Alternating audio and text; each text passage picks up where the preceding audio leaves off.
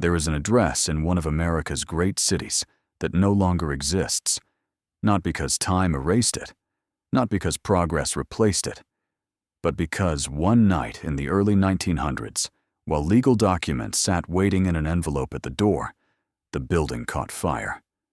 By morning, the palace was ash, the papers were ash, the records were ash, and the secrets that had lived inside those walls for nearly 2 decades simply ceased to exist in any provable form. This was not a tenement fire. This was not an industrial accident. This was a mansion on the most exclusive street in the city, a private address where the powerful came to conduct business that required silence, where rooms were prepared for encounters that left no official trace, where money moved through careful hands and reputation was protected like currency.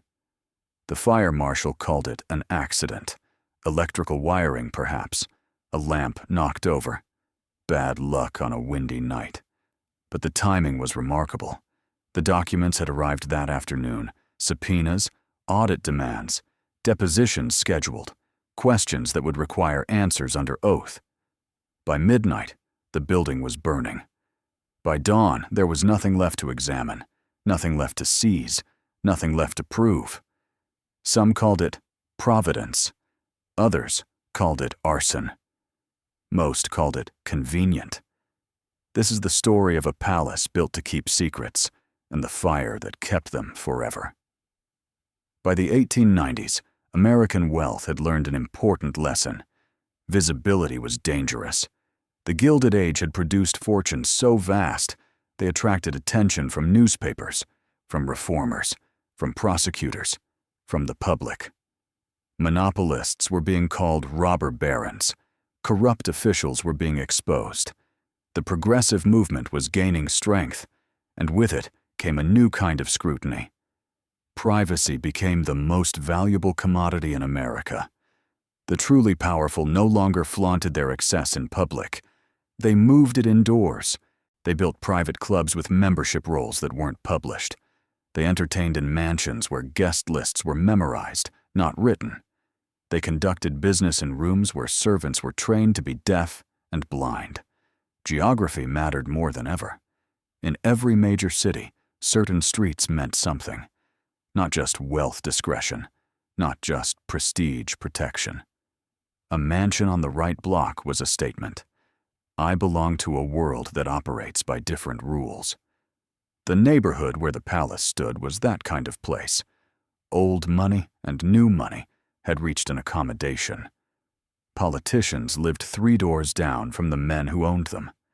Society matrons visited mansions where their husbands made deals that would have scandalized them if they had bothered to ask. Law enforcement in such districts was selective. Police commissioners understood which doors to knock on and which to pass by. Prosecutors knew which cases would advance their careers and which would end them. Judges remembered who appointed them. The system worked because everyone understood their role. The wealthy provided campaign funds and social legitimacy. The officials provided access and discretion. The press provided coverage of charity galas and none of the business conducted in private studies. But the system was beginning to crack. Progressive reformers were winning elections.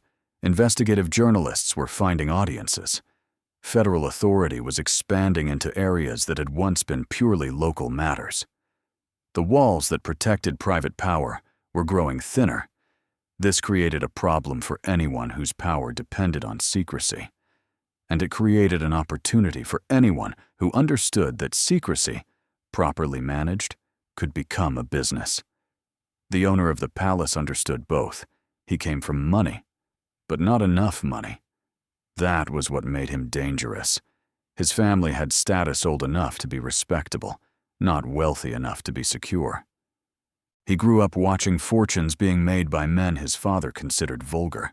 He attended the right schools, knew the right people, and understood that his inheritance would run out long before his ambitions did. So he studied power the way other men studied law or medicine. He learned who owed whom, who needed what, who feared exposure, who would pay for silence. His gift was not making money. It was making himself necessary. In his 20s, he served as a fixer for a political machine. Nothing dramatic. He arranged meetings. He delivered messages. He made sure certain people were in certain rooms at certain times.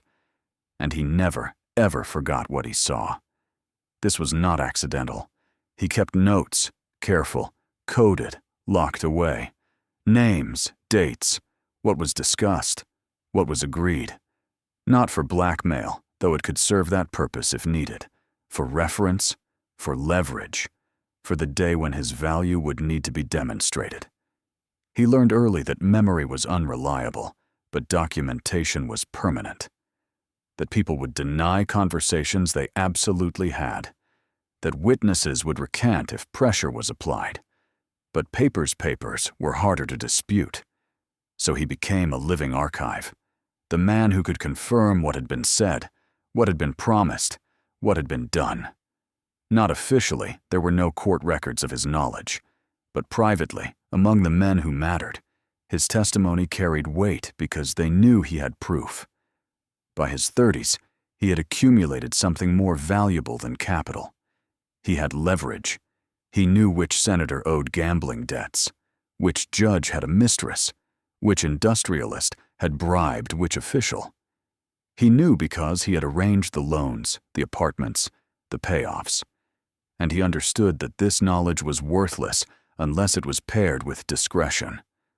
Other men used what they knew to threaten and extort. He used it to build trust. He became the man powerful people called when they needed something done quietly.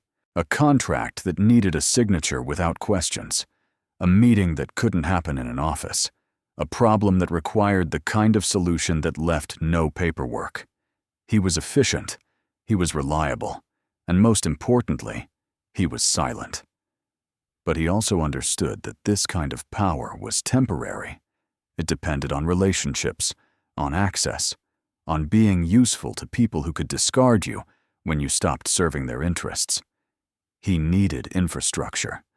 Not offices or warehouses, those left traces. He needed a private space that could function as both social venue and operational base. A place where powerful people could meet, conduct business, and relax in the certainty that nothing said or done would ever become public. He needed a palace that could keep secrets, and he understood that once he had it, the secrets themselves would become his real business. The crisis came in 1893, and it was financial. The panic of 1893 destroyed fortunes overnight. Banks failed, railroads collapsed, unemployment reached 20%. The men who had seemed untouchable 6 months earlier were selling assets and fleeing creditors. He was not immune. His family's remaining wealth evaporated. His patron in the political machine was voted out. His network of relationships built on favors and services suddenly seemed worthless because the people he had served no longer had power to grant anything. He was 37 years old and facing irrelevance. But he noticed something during those months of chaos. While businesses failed and fortunes vanished, certain men remained secure. Not because they were richer or smarter, but because they had something others needed. They had information, they had leverage, they had the ability to solve problems quietly. The panic taught him a lesson. Economic power was fragile, but social power, the power that came from knowing secrets and providing access, was more durable. He made a decision. Instead of trying to rebuild his finances through investment or business, he would rebuild them through service. He would create a space where the powerful could operate without observation, where deals could be made without documentation, where privacy itself became the product. He secured a loan, not from a bank, but from a group of men who understood what he was proposing and why it would be valuable. Men who had secrets of their own, and who understood that a private, controlled venue would serve them all. He purchased a mansion on the right street, not the largest house, but the most strategically located close enough to the centers of power, isolated enough for discretion, impressive enough to signal status. And he began to build his machine. The renovation took months, but he wasn't just remodeling a house. He was constructing an architecture of silence, rooms that could be accessed without passing through public spaces, staff quarters positioned to minimize what servants could observe, storage spaces for documents and valuables that were secure and, when necessary, quickly emptied. He hired staff carefully, not the most experienced, but the most controllable. People who needed the work badly enough to follow unusual rules. People who understood that their employment depended on forgetting what they saw. And he established the palace's fundamental operating principle. Everything that happened inside stayed inside. Not through threats, through mutual benefit. The men who came to the palace needed its silence as much as he did. They were stakeholders in its discretion. By 1895, the palace was open. Not advertised, not announced. Simply available to those who knew, and those who were invited, and those who understood what it offered. What it offered was not luxury, though luxury was present. What it offered was erasure, the ability to conduct business and pleasure without the burden of public record. And for nearly 15 years, that offer was worth more than gold. The palace was not a hotel. It was not a club. It was not, officially, anything at all. No sign marked the entrance. No membership roster was maintained. No business license was filed. In the public record, it was simply a private residence, the home of a man who entertained often and well. But everyone who mattered understood what it really was. Infrastructure for power that preferred to remain invisible. The product was access. Controlled, monitored, protected access.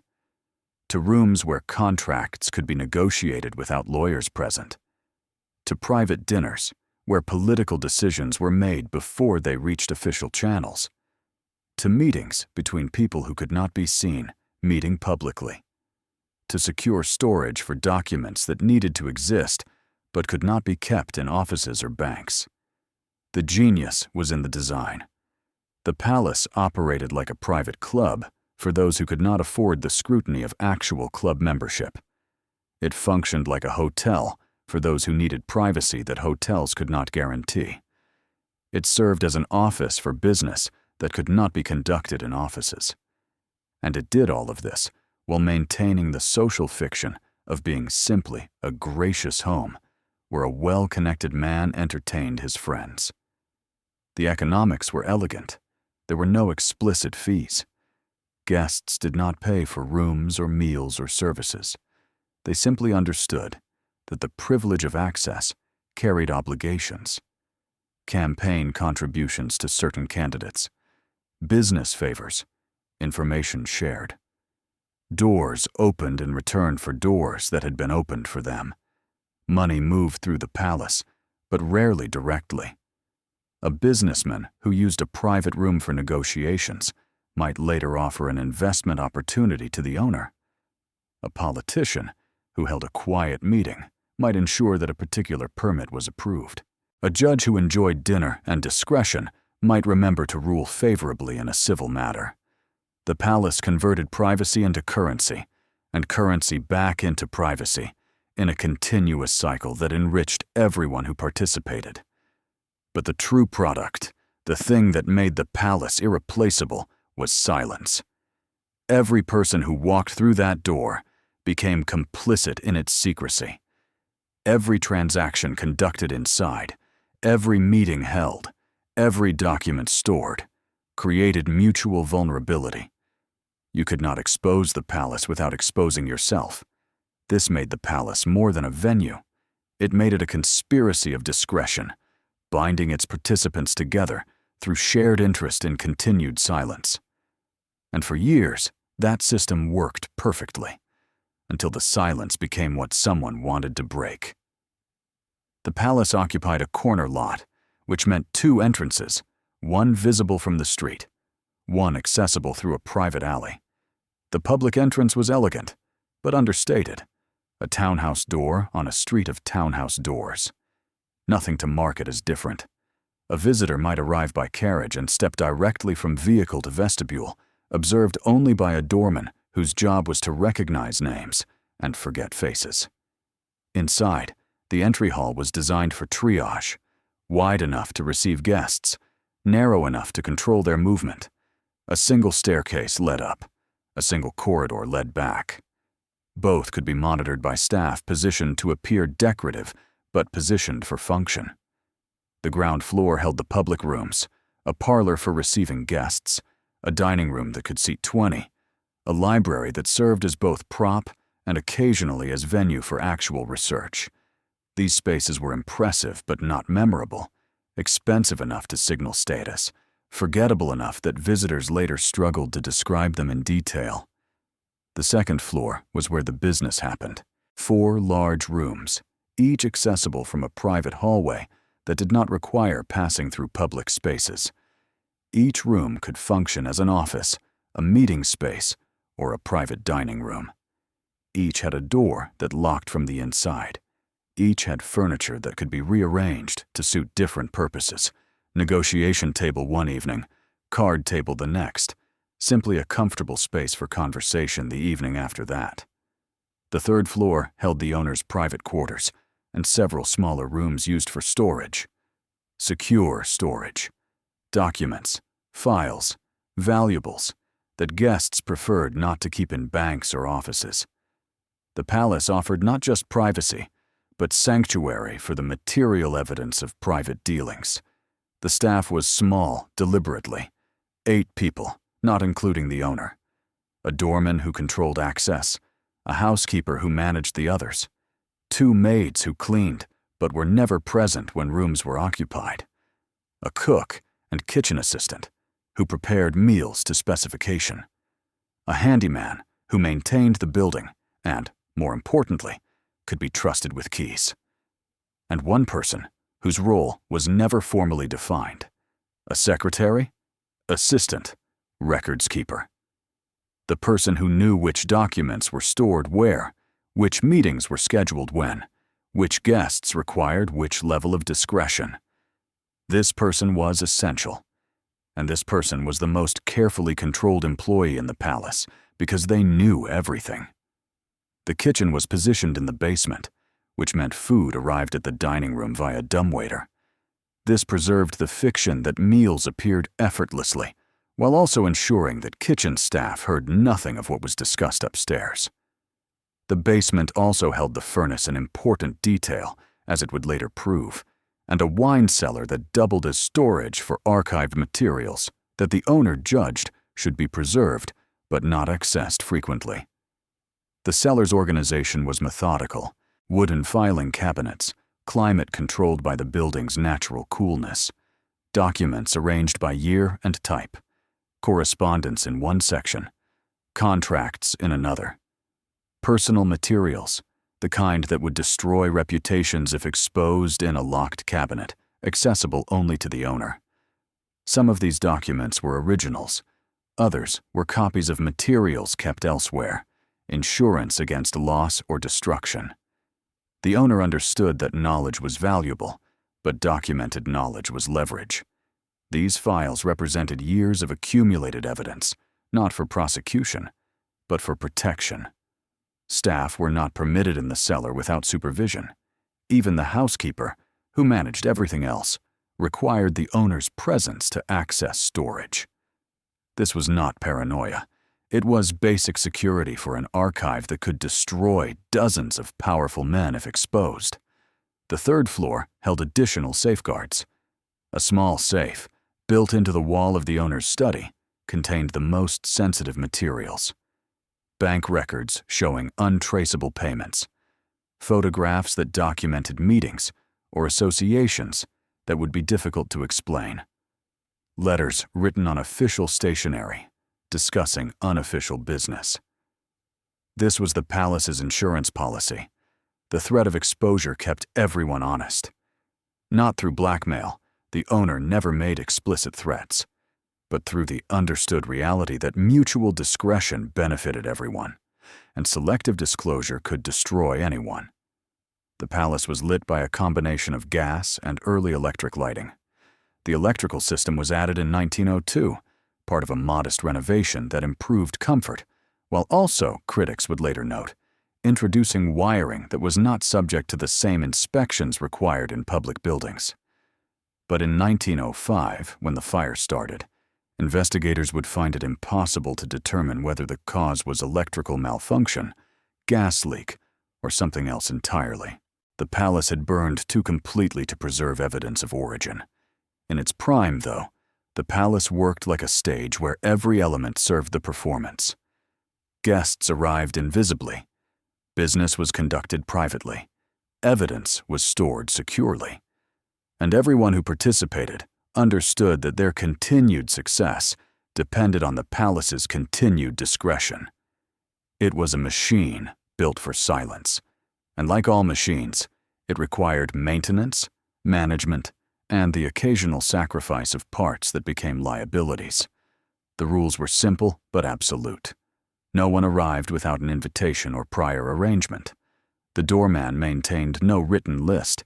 He memorized names and faces. If you appeared without notice, you were politely turned away, no matter who you were. The palace did not accommodate spontaneity. Inside, guests were greeted by the owner, or, if he was occupied, by the housekeeper. They were shown to whichever room had been prepared for their purpose. They were offered refreshment, and they were left alone, unless they requested service. Privacy was not just offered, it was enforced. Staff were trained to knock and wait, never to enter an occupied room without explicit permission. Conversations were never acknowledged. Names were never repeated. If two guests happened to encounter each other in a hallway, both understood they had never met. The silence was structural, not just behavioral. The walls between rooms were thick. The doors were solid. The palace was old enough that its construction predated modern standards of sound transmission.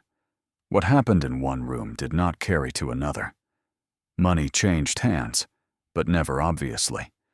There was no ledger of fees. Guests did not pay for meals or rooms or service. Instead, they understood that the privilege of access carried reciprocal obligations. A businessman who used the palace for a week of private negotiations might later learn that the owner needed a particular investment opportunity. A politician who held meetings there might find himself approached to support a specific piece of legislation. A lawyer who stored sensitive documents in the palace's secure rooms might be asked to represent the owner in a civil matter, pro bono. The system was feudal, built on mutual obligation rather than explicit transaction.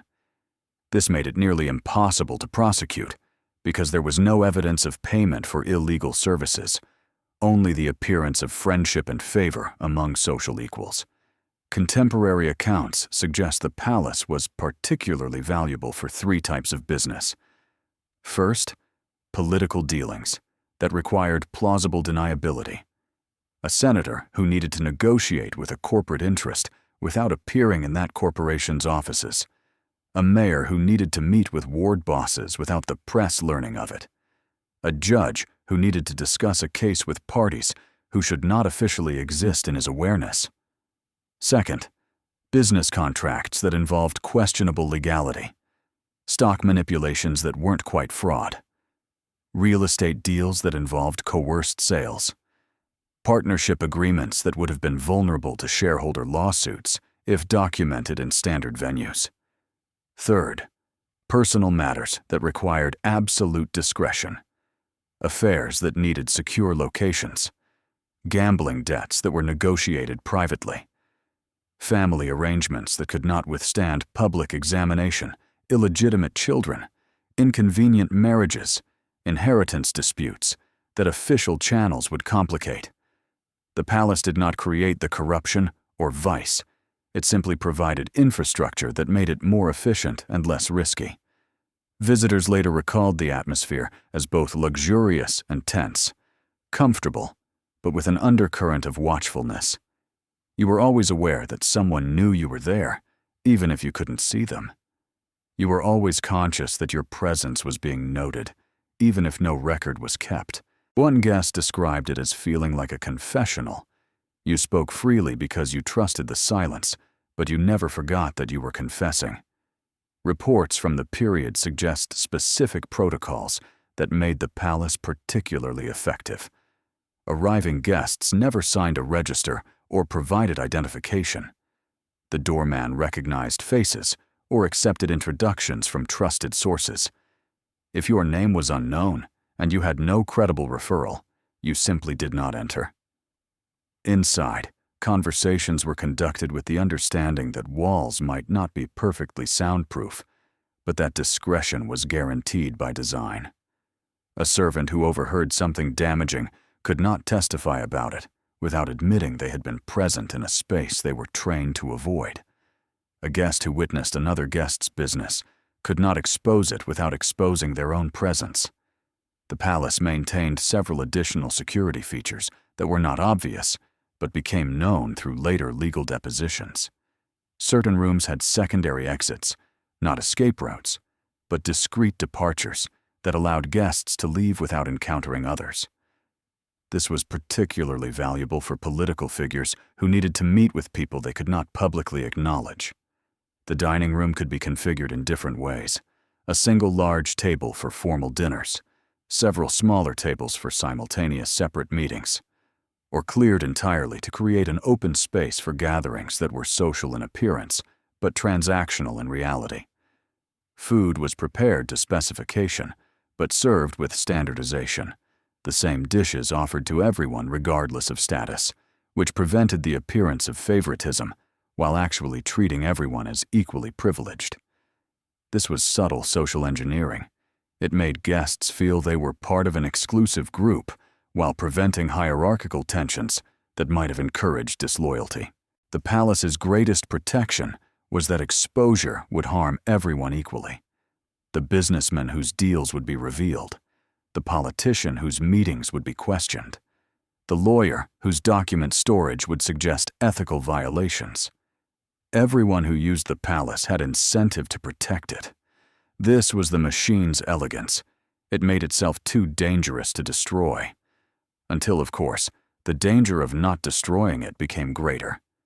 Winter, 1908, a Thursday evening, cold enough that carriages arriving at the palace trailed steam in the gaslight.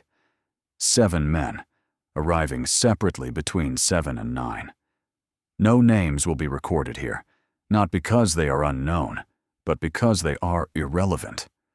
What matters is what they represented: a railroad consolidation, a municipal bond issue, a pending regulatory decision, a judicial appointment, and 3 fortunes that would rise or fall based on what was decided in the next 4 hours. The parlor held 2 guests, ostensibly social, actually conducting preliminary negotiations before moving to a more private space. Brandy, cigars, the kind of conversation that established positions before formal discussion began. The second-floor rooms held the actual business. In the East Room, a contract was being finalized, not signed, that would happen later, in offices, with lawyers present, but negotiated in detail. The terms of a merger that would control grain shipping through 3 states. Terms that would technically violate antitrust legislation, but only technically, and only if anyone looked closely enough to prove coordination. In the West Room, a different kind of negotiation. A political appointment that required votes from 3 city council members who had been opposed. The meeting involved explaining what documents existed, what photographs existed, what testimony could be provided about financial irregularities that predated the current administration, but could easily be made to appear ongoing. It was not blackmail. It was persuasion backed by evidence. In the North Room, the stakes were personal, an inheritance dispute that had reached the point of mutual destruction. 2 heirs who had already spent more on lawyers than the estate was worth, meeting under neutral supervision to reach a settlement that would prevent public trial. The settlement would be documented in a private memorandum, signed here, filed nowhere. Downstairs, the dining room served its purpose. A meal for 6, not the negotiators, but their proxies, their assistants, the second tier of power that made deals work. They ate roasted quail and new potatoes and discussed nothing of substance, because their value was their ability to implement decisions made above them, not to make decisions themselves. The owner moved through the evening like a conductor. A word in the East Room about timing, a message delivered to the West Room about a phone call that would come tomorrow, a moment in the dining room to ensure the meal was satisfactory, and the conversation remained appropriately shallow. By 11, the business was concluded. Not finished deals of this scale were never finished in one evening. But advanced. Pieces moved. Commitments made that would later be formalized through proper channels in ways that would leave no trace of this evening's coordination. The guests departed as they had arrived, separately, invisibly, secure in the knowledge that nothing said or done tonight would ever appear in newspaper or court record. One of them, a man who had just agreed to support a bond issue that would personally cost him, but politically benefit him, paused at the door and asked the owner a question. The substance doesn't matter. What matters is the owner's response, recalled later by a servant who overheard. Everything that happens here stays here. That's worth more than anything we could build anywhere else. The guest nodded. He understood. They all understood. The palace was not just useful, it was irreplaceable. And that made it a target for anyone who wanted to break the system it protected. Because the machine that made the palace valuable was also the machine that made it vulnerable. The more secrets it held, the more powerful its protection, but also the more dangerous its exposure. The peak was already the beginning of the fall. The enemy came in the form of a newly elected district attorney who did not owe his position to the machine. His name is less important than his ambition. He was 34, Columbia law, reform politics, and genuinely convinced that the city could be cleaned up if the right pressure were applied in the right places. He had run on a platform of prosecuting corruption, and he intended to deliver. His target was not the palace specifically. His target was the system, the interlocking network of political favors, business coordination, and selective law enforcement that allowed a handful of men to control the city's real economy while maintaining a fiction of legitimate governance. But the palace was infrastructure for that system, and infrastructure could be seized. In early 1909, his office began issuing subpoenas, not dramatic raids, just legal demands for records, testimony, documents. Civil matters first, a contract that seemed questionable, a property transfer that might involve fraud, a business partnership where the terms suggested illegal coordination. The demands were careful. They asked for specific documents from specific transactions. They requested testimony from specific individuals about specific meetings. They were targeted narrowly enough to seem routine, but anyone who understood what was being investigated recognized the pattern. Someone was building a case. The palace's residents grew nervous, not panicked. These were men who managed risk professionally, but cautious. Meetings that had been scheduled were postponed. Documents that had been stored in the palace were quietly moved. Conversations that had been frank became guarded. The owner attempted to manage the situation the way he had always managed problems, through relationships. He reached out to allies. He called in favors. He made it clear that cooperation with the investigation would be remembered, as would opposition. But the new district attorney was not part of the network. He had no history of obligations to honor. He had no secrets to protect. He was exactly the kind of outsider the system had been designed to exclude, and he had somehow gained power within it. The cracks began to show. A staff member, one of the maids, gave notice. She said she was moving to another city. She left abruptly, with 2 weeks' wages in advance and no forwarding address. Later, rumors would suggest she had been interviewed by investigators and had decided that continued silence was less valuable than continued employment elsewhere. A guest who had been a regular presence stopped coming. No explanation. Just absence. Later, it would be learned that he had received a subpoena and had decided that distance from the palace was advisable.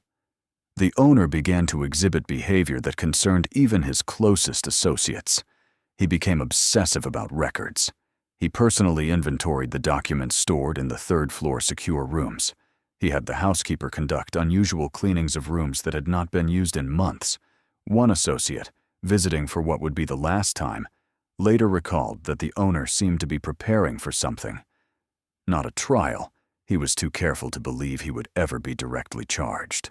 But for scrutiny, for questions, for the kind of attention that would make the palace unusable even if it remained legally untouchable. In April, the district attorney's office filed a civil suit. It involved a business deal from 3 years earlier, a railroad stock transaction that appeared to involve insider coordination. The suit named several defendants, but more importantly, it requested documents that had been held at the palace during the relevant time period. The request was specific: correspondence, contracts, meeting notes from particular dates. The kind of documents that, if they existed and were produced, would prove coordination, and if they existed and were not produced, would prove obstruction. The specificity was alarming. It suggested that someone had talked. Not testimony in court, the case hadn't reached that stage. But informal cooperation. Someone who knew what documents existed, and when they had been created, and where they had been stored. The palace staff was interviewed informally. The housekeeper, the doorman, several others. They maintained appropriate discretion. They remembered little. They had seen nothing unusual. They kept no records. But the investigators were persistent. They asked about specific dates, specific guests, specific meetings. The pressure was subtle but real. A staff member might be told that cooperation now would be noted favorably if charges were ever filed. Another might be reminded that obstruction of justice was a crime. The investigators were careful not to threaten, but the implications were clear. The owner attempted damage control. He met with several guests, reassuring them that the palace's security had not been compromised. He emphasized that no staff member knew enough to be truly dangerous, that all sensitive materials were secure, that the investigation would find nothing because there was nothing official to find. But beneath the reassurance was a growing concern. The district attorney was not behaving like someone who was fishing for evidence. He was behaving like someone who already had enough evidence to know what he was looking for. The palace was not named in the suit, but anyone involved understood what was happening. The district attorney was building towards something larger, and the palace was in his path. The owner had to make a decision: produce the documents and expose everyone who had used the palace, refuse and face contempt charges, or eliminate the documents and claim they had never existed. He chose option 3 in a way that would make it impossible to prove, but it required eliminating more than paper. It required eliminating the palace itself. The papers arrived on May 14, 1909, a Thursday afternoon. 2 deputies from the district attorney's office, carrying a court order for document production. They were polite, professional. They presented the order to the owner, who reviewed it with the appearance of cooperation. He explained that the requested documents would need to be gathered from various storage locations. He requested 48 hours to compile the materials. The deputies consulted. The order required immediate compliance, but it was reasonable to allow time for organization. They agreed to return Saturday morning at 10 o'clock to collect the documents. They left at 4:30 in the afternoon. At approximately 11 o'clock that evening, the palace caught fire. The first alarm was called at 11:17 p.m. by a neighbor who noticed smoke coming from the basement windows. By the time fire companies arrived, 6 minutes later, which was considered good time, the ground floor was fully involved. The fire spread rapidly.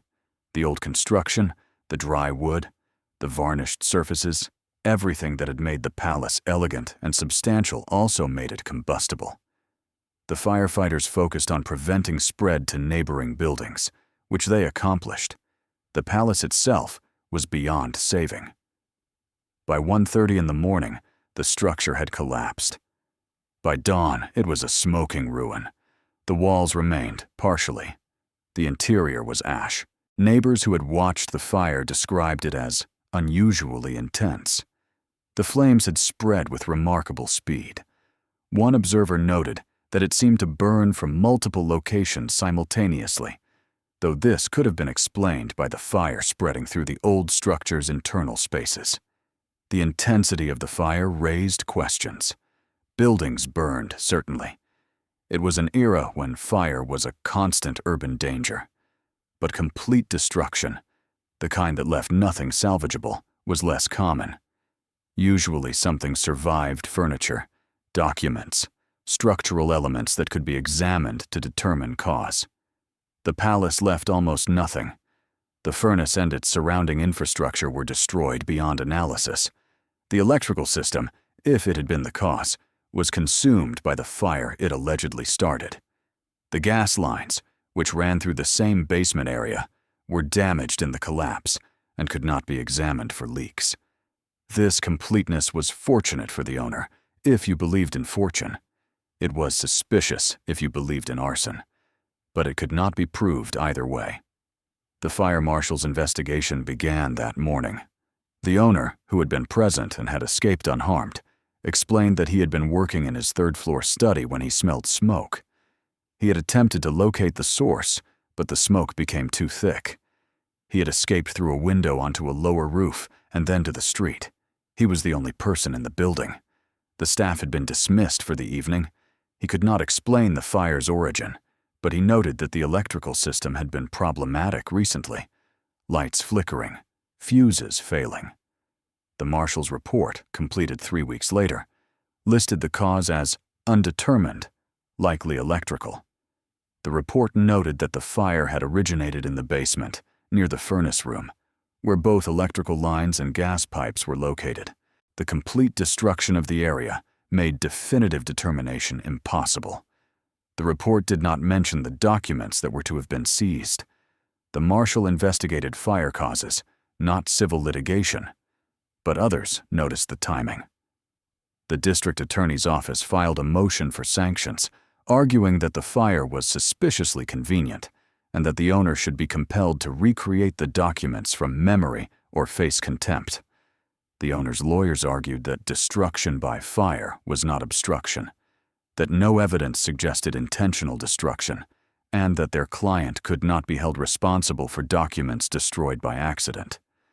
The legal argument was elegant. How could someone be punished for failing to produce documents that no longer existed? If the fire was accidental, and the fire marshal said it likely was, then the owner was a victim, not a perpetrator.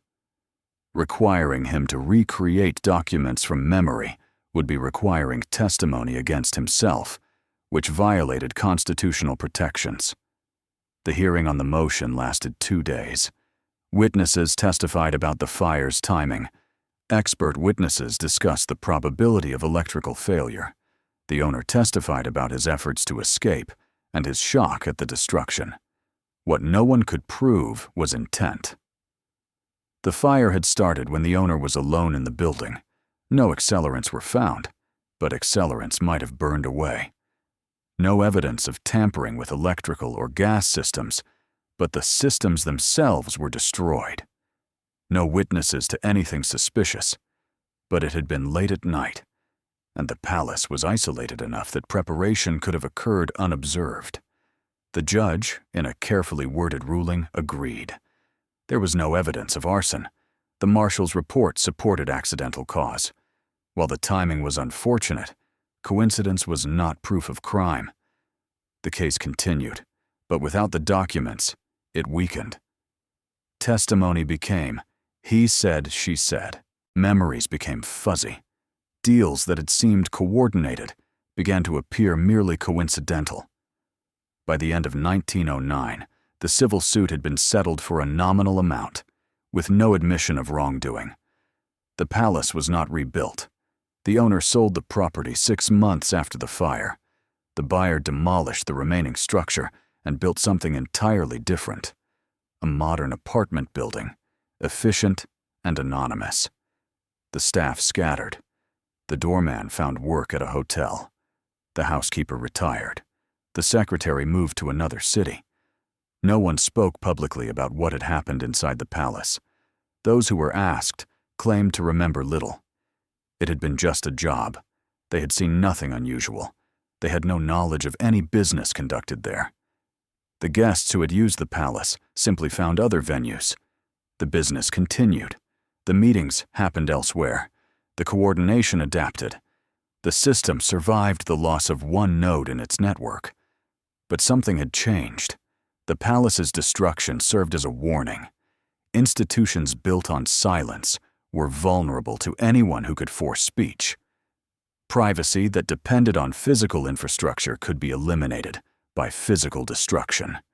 In the years after 1909, the powerful became more careful. They moved away from centralized locations. They distributed their operations. They learned to leave even fewer traces. The palace had been a convenience. Its absence taught them to do without convenience. Today, the address exists as part of a different building. Nothing marks the site of the original palace. No historical plaque, no recognition. The apartment building that replaced it has been renovated twice. The street has been repaved. The block has been rebuilt. A researcher could find records, property transfers, fire department logs, court filings. But these fragments tell only the outline of the story. The substance burned away that May night in 1909. What survived is the question.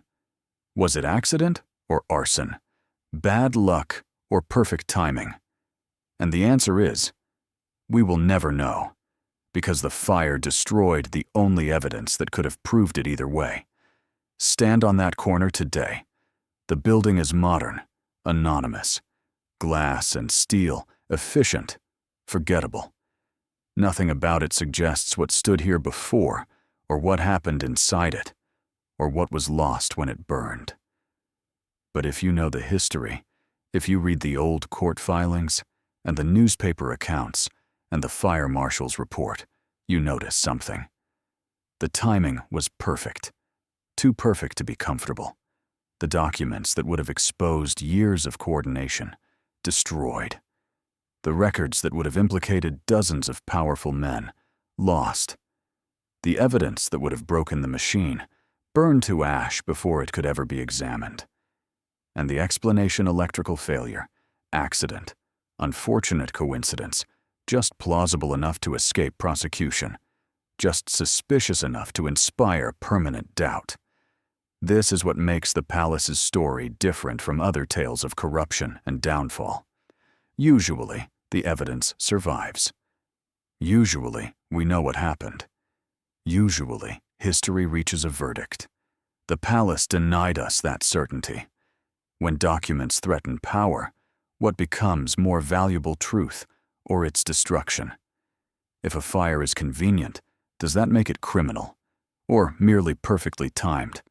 And when a palace disappears, is the story gone, or is it finally free to grow?